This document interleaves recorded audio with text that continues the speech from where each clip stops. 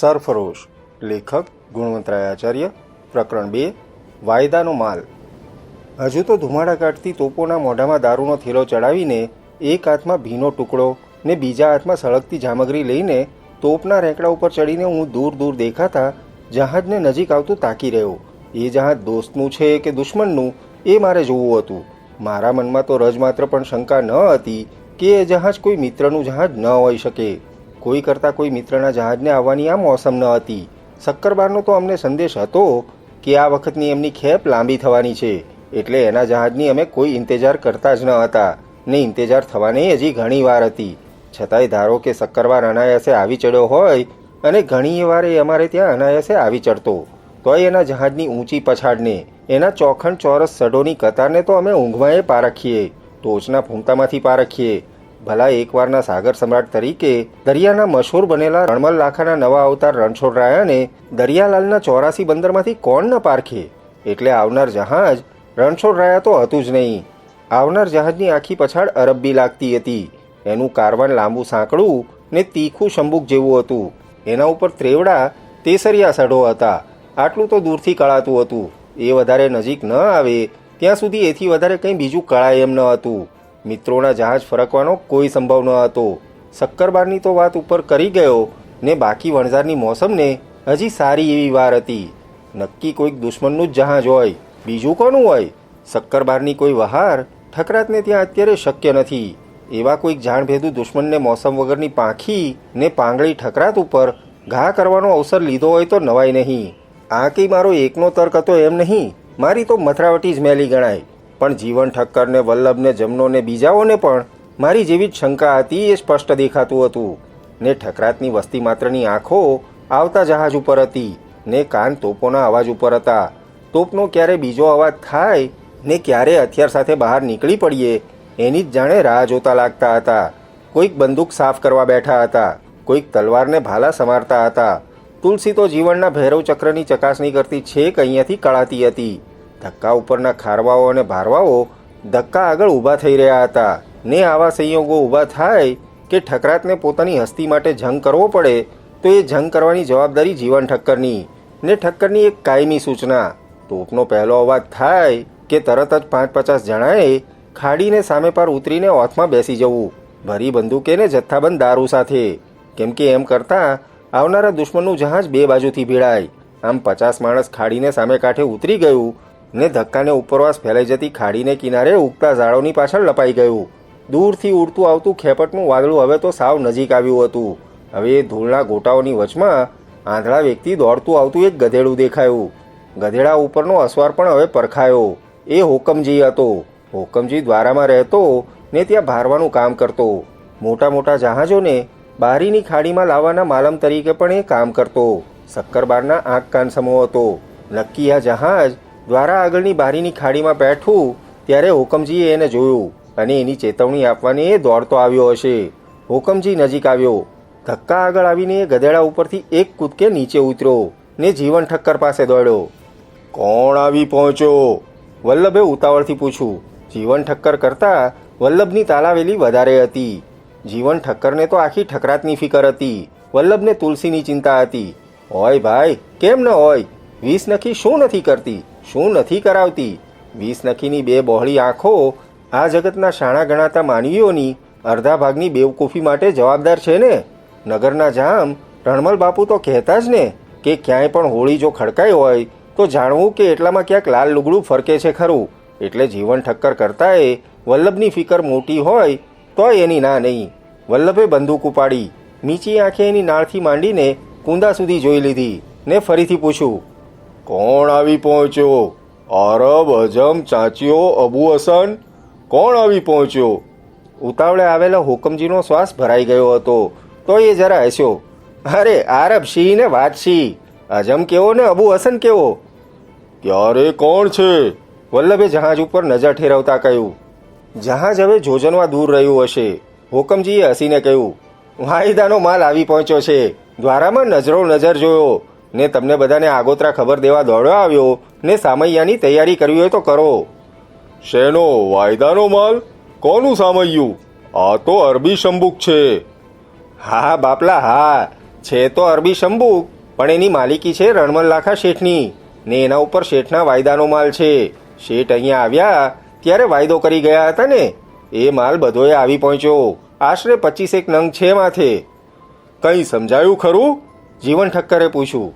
મારા હાથમાંથી લુગડાનો ભીનો ગાભો નીચે પડી ગયો ને સળગતી જામગરી પણ નીચે ફેંકીને મેં પગ નીચે કચરી બૂઝવી નાખી.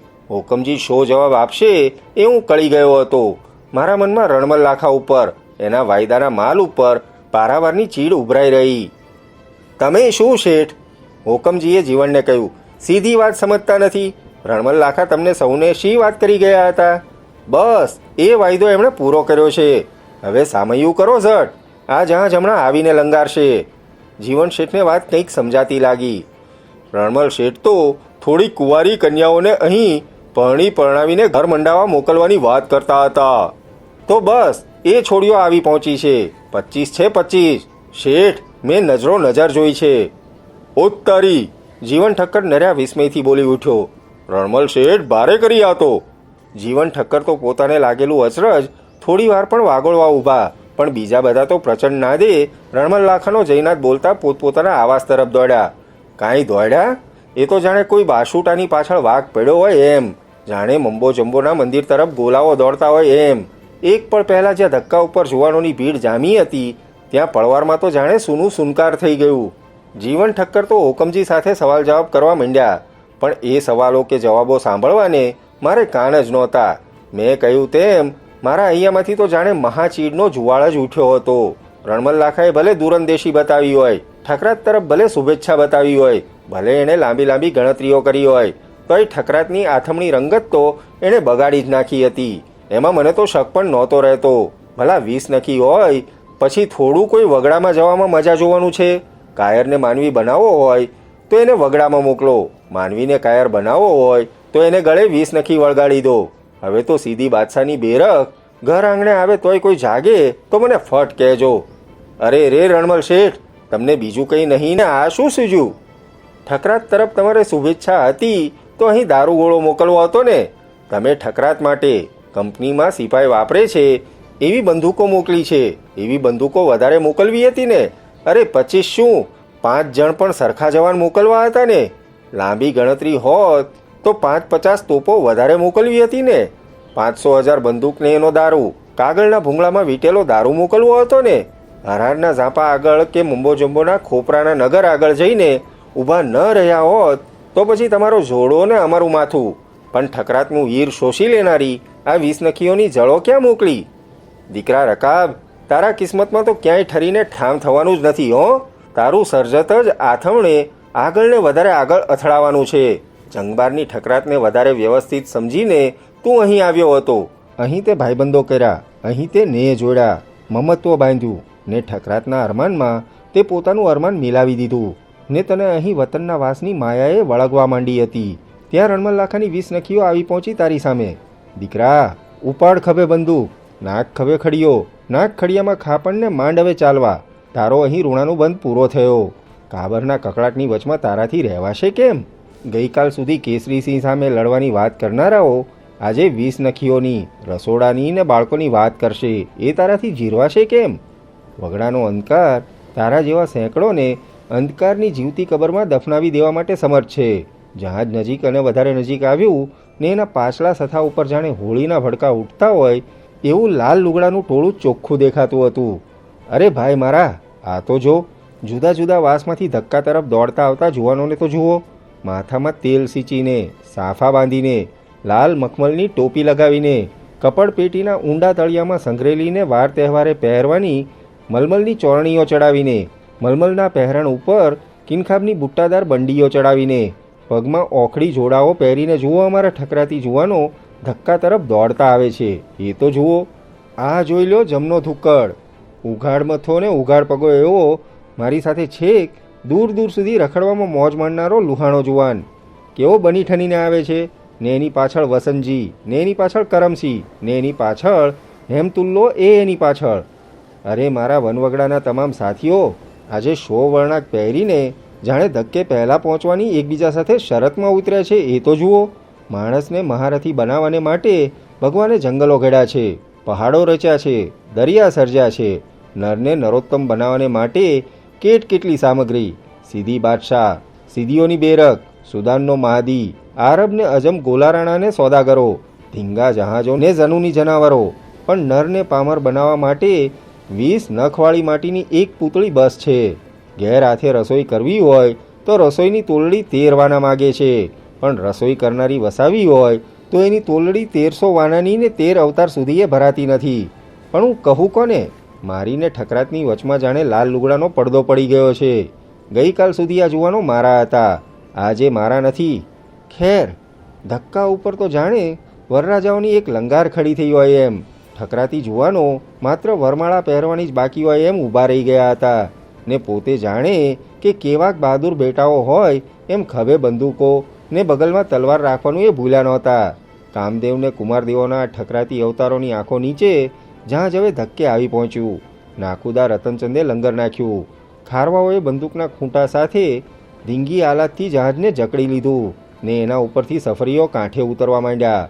પાછલા સથા ઉપરથી સીધું ધક્કાની પગથી ઉપર ઉતરાણ હતું.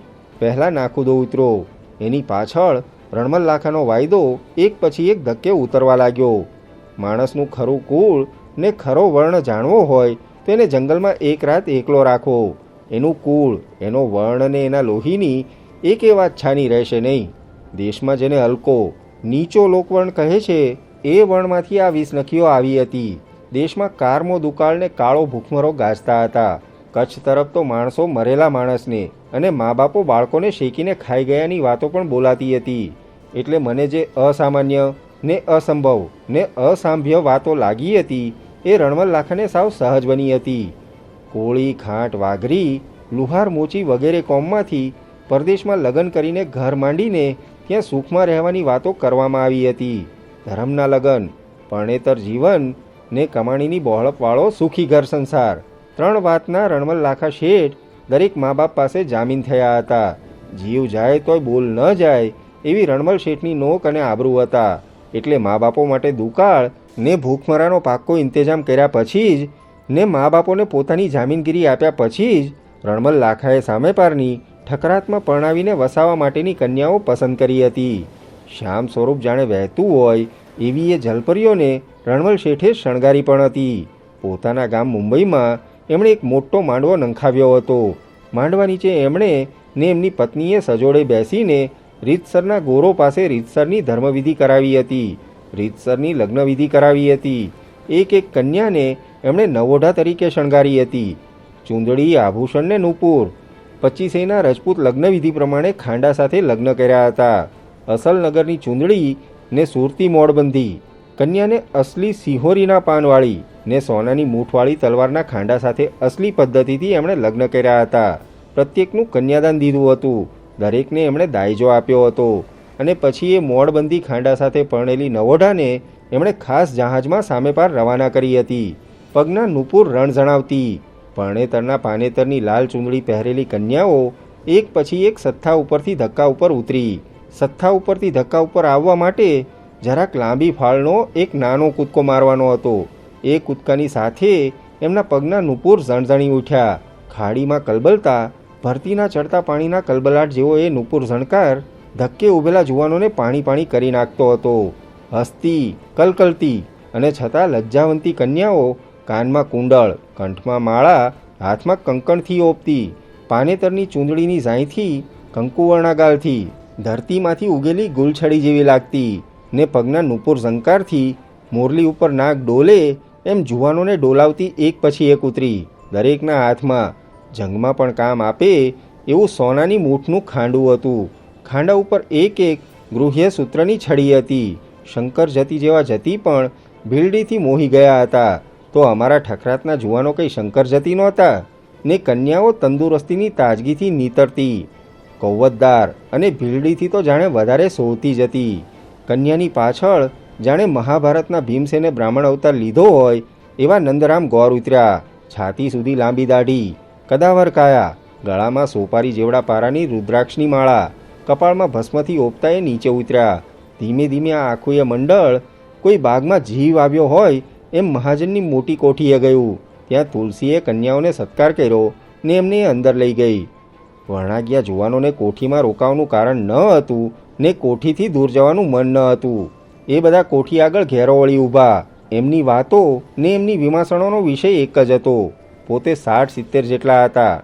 કન્યાઓ 25 જ હતી. એટલે કોણ કોની પસંદગી કરશે કે એ ધોરણે કરશે. જહાજમાં ગોર સાથે જ આવ્યા હતા એટલે 25 લગ્ન તો થશે. માત્ર એમની 60ની સંખ્યામાંથી પસંદગી કે છટણી કોણ કરશે, કેમ કરશે ને એમાં એમનો કોઈ અવાજ હશે કે નહીં? કોઈ એમ કહેતું હતું કે એ પસંદગીને એ છટણી તો મહાજનના મોવડી તરીકે જીવન ઠક્કર જ કરશે. જેના ઉપર એની મહેરબાની હશે એ કન્યા પામશે, નહીં હોય એ રહી જશે. કોઈ એમ કહેતું કે ગોરને ભેગા મોકલ્યા છે શું કામ? એ જ જોઈ તપાસીને વરણી કરશે. ગોરને રાજી રાખશે ને વધારે દક્ષિણા આપશે એનું ઘર મંડાશે. જેઓ જીવનની, તુલસીની કે ગોરની પસંદગી કે નાપસંદગીથી ગભરાતા નહોતા, એ તો પોતાની પસંદગી લગભગ નક્કી જ માનીને મોઢાને ભારમાં રાખવા મથતા હતા. ત્યારે જેઓને માટે આવો સંભવ કે શક્યતા દેખાતા નહોતા, તેઓ એમ કહેતા હતા કે આવી વાતમાં જો લાગવક, મહેરબાની, ચશમપોશી કરવામાં આવશે તો બીજાઓ કંઈ હાથ જોડીને બેઠા રહેશે નહીં ને કંકુને બદલે લોહી રેડાવાના સંભવ ઊભા થશે.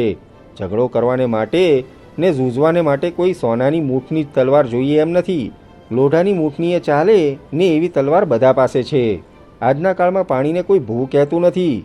એટલું જો બધા સમજે તો સારી વાત છે, નહીં તો પછી જોયા જેવી જાદવા સ્થળી જામશે.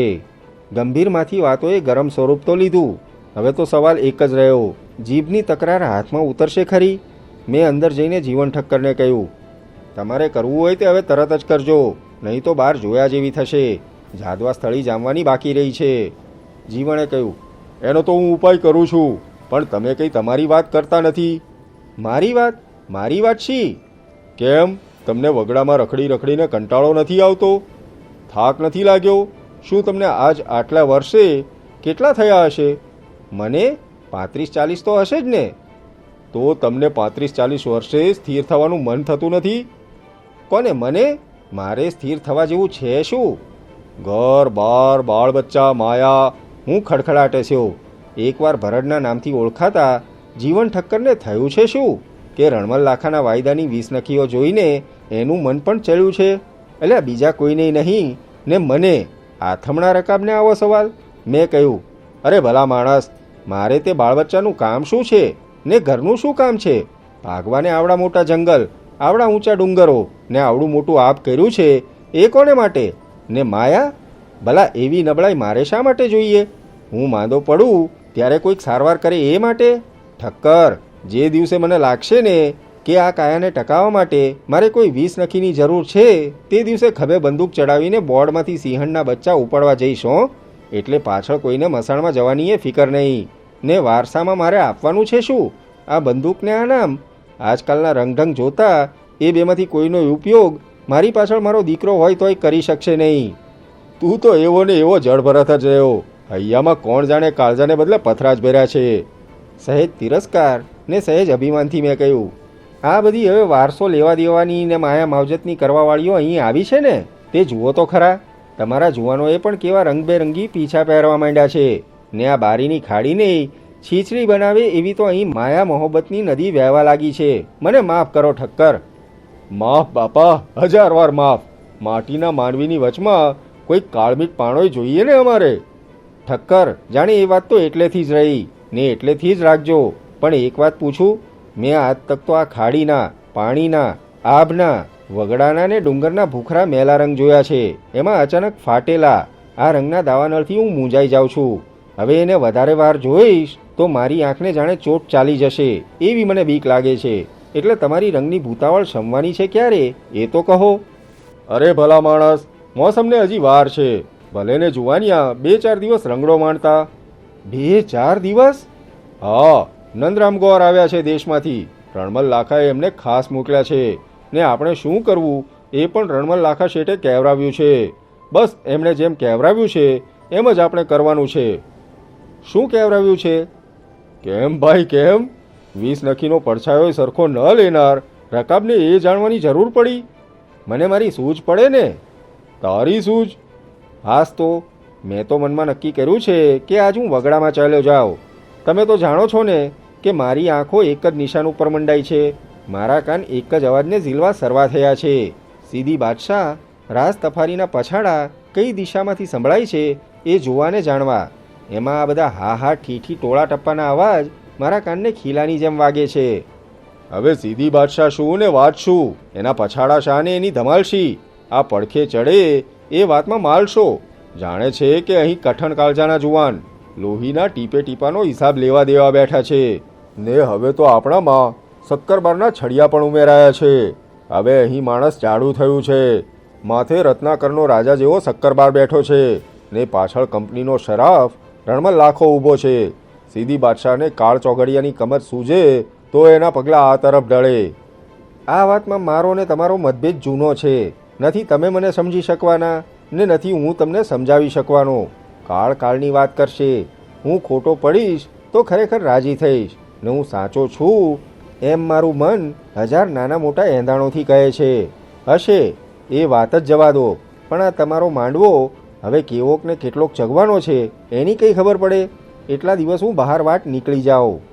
અમારો માંડવો તો મારું ચાલે તો હું 1 કલાકમાં સંકેલી લઉં, પણ રણમલ લાખા કહેરાવે છે કે બધું જ ધર્મના રીતિ રિવાજ પ્રમાણે જ કરવું કરાવવું છે ને બધું જ એમ થાય એ જોવાને નંદરામ ગૌરને એમણે મોકલ્યા છે. કરવાનું એમ છે કે રણમલ લાખા કહે છે કે આંધળે બહેરું કંઈ કૂટવાનું નથી. આજનો દિવસ છોકરીઓ આરામ કરે, હરે ફરે જુએ. આવતીકાલે બધાએ 12 દેરામાં જવાનું. ત્યાં જુવાનિયાને કન્યાઓ પરસ્પર બતાવવા, વાતચીત કરવા દેવી ને પછી જે છોકરી સ્વેચ્છાએ જે જુવાનને કબૂલ રાખે એને પોતાનું ખાંડું આપે ને એ બેના લગ્ન ત્યાં ને ત્યાં જ નંદરામ ગૌર કરાવી આપે. સાંજે 12 દેરામાં છાંબો કરશું ને રાત્રે પાછા કોઠી ભેગા થઈ જશું. રણમલ લાખો માણસ છે તો વ્યવહારું હો, મેં ટકોર કરી. 20 નખીઓનું ટીખળ લાંબુ ચાલે એમાં સરવાળે સારા વાટ નહીં એટલું એ સમજે છે ખરા. ત્યારે કાલ રાતે તો બધું પતી જશે કેમ? આજ તો કાલે રાતે તો 25 જોડા જોડાઈ જશે ને 25 ઘરનો વ્યવહાર મંડાઈ જશે. પરમ દિવસે સવારે તો પાછું હતું તેમ રાગે ચાલશે. બસ તો હું ક્યાંક રખડવા નીકળી જાઉં છું. પરમ દિવસે સવારે પાછો આવીશ. એમ તે કાંઈ હોય, જીવન શેઠે કહ્યું. રકાબ, તું ક્યાં જાણતો નથી કે આ તો દારૂ ને દેવતા જેવો મામલો છે. 60-70 ભમરા જ ગાંડા થયા છે ને કાલ રાત સુધીમાં તો કોણ જાણે કેવા ચેનચાળા કરશે. કામ બાણથી ઘાયલ થવાની વાત કોઈ આગળથી ભાખી શકે નહીં. અત્યારથી જ જોને, કોક રાજા ભોજ તો કોક જયરામ શિવજી ને કોઈક રામજી પગજી તો કોઈક લદા દામજીના તોરથી વાતો કરવા માંડ્યા છે. કોઈક સિંહ માર્યાની વાત કરે છે ને કોઈક આ ઠકરા તાકી પોતાના ખભા ઉપર ઊભી છે એમ મનાવા મથે છે. કોઈ સીધી બાદશાહને પોતે એકલાએ કેમ મીણ ભણાવ્યો એની વાત કરે છે ને કોઈક તો સીધી બાદશાહને ઉઠાડી મૂકીને પોતે એને આસને ચડી બેસવાની વાત કેટલી સહેલી છે એ સમજાવે છે. કોઈ શક્કરબારને પોતે કેવો મદદ કરી રહ્યો છે તો કોઈક રણમલ લાખાને પોતે કેવી ઉપયોગી સલાહ આપી રહ્યો છે એવી વાત કરે છે. અરે બિચારી તુલસીની કોઠીમાં એકઠા થયા છે એની તું વાત સાંભળ તો તારે તો હસવું કે રોવું એની એ સૂઝ ન પડે. વલ્લભને તુલસી બે હરખાયા જેવા થઈ ગયા છે ને હમણાં જે બધાને ધમકાવી વલ્લભના વાસમાંથી બહાર કાઢીને બધાને હંકારીને હું આવ્યો છું.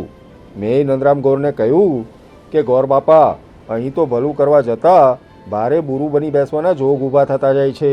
જોત જોતામાં જાદવ સ્થળી જામી પડે એવું છે. માટે તમારે જેમ કરવું એમ કરો, પણ જટ છૂટકો કરો. અરે આવું તે હોય ખરું? આપણા જુવાનમાંથી લાજ મરજાદ વિવેક વિનય ક્યાં ગયા એ જ મને સમજાતું નથી. હમણાં મેં જમનાને કહ્યું કે આ કાપમાં ભારે ધમપછાડ થાય છે. ડાણકને છીકોટા સંભળાય છે, કાં તો ગેંડાને ને સિંહને ને કાં તો હાથીને ને મગરને જામી લાગે છે. ચાલ જોવા જઈએ ને ગેંડો કે હાથી કે સિંહ હોય તો આ તરફ ઉતરતા વારીએ. અરે અહીં તો નાના છોકરા છે, બાય માણસ છે. કોઈક ખારીલું જાનવર ઉતરી આવે તો અનર્થ થાય. પછી જમનાએ શું કહ્યું? અરે રામ રામ કરો. કાપમાં એવું જો ખરેખર દંગલ હોય તો હું અહીં વાત કરવાને ઊભો પણ રહું કે? આ તો હું જમનાને ચકાસતો હતો કે મારો બેટો હજી એનો એ અસલી ધૂકડ છે કે એને આ 20 નખીના પાનેતરનો રંગ લાગી ગયો છે. માળો પણ મારી સામે જોઈને જાણે મને ઓળખતો જ ન હોય એમ જ તોરથી માથે સાફાનું છોગું સરખું કરતો કરતો ચાલ્યો જ ગયો. સાફાના છોગાની પળોજણમાં મને હા કે નાનો જવાબ દેવાની એને ફુરસદ ન હતી. મેં કડવાશથી હસીને ઉમેર્યું, એક લોહિયા હતા 8 જણ, એમાં પણ શું બખડજંતર ઊભું કર્યું ને? ભેગા રહેવાની જરૂર આપણને લાગે છે પણ એકવાર ભેગા થયા કે પહેલાં કરતાં પણ વધારે ઝીણો ભંગાર કરવાની તો બસ ઈશ્વરે આપણને જે કલા આપી છે એવી તો ધરતીની પીઠ ઉપર બીજા કોઈને આપી નથી હો. એ તો ઘીને ગળે ઘી થઈ રહેશે. તું નાહકનો અથરો થાય છે. પણ પેટ છૂટી એક વાત કરું, કાલે સાંજે બધું એ સમૂસૂતર થઈ જાય પછી તો હું બાર દેરામાં શંકર જતીના જાપ જપવાનો જ છું. નંદરામ ગોર આવ્યા છે તે એની પાસે.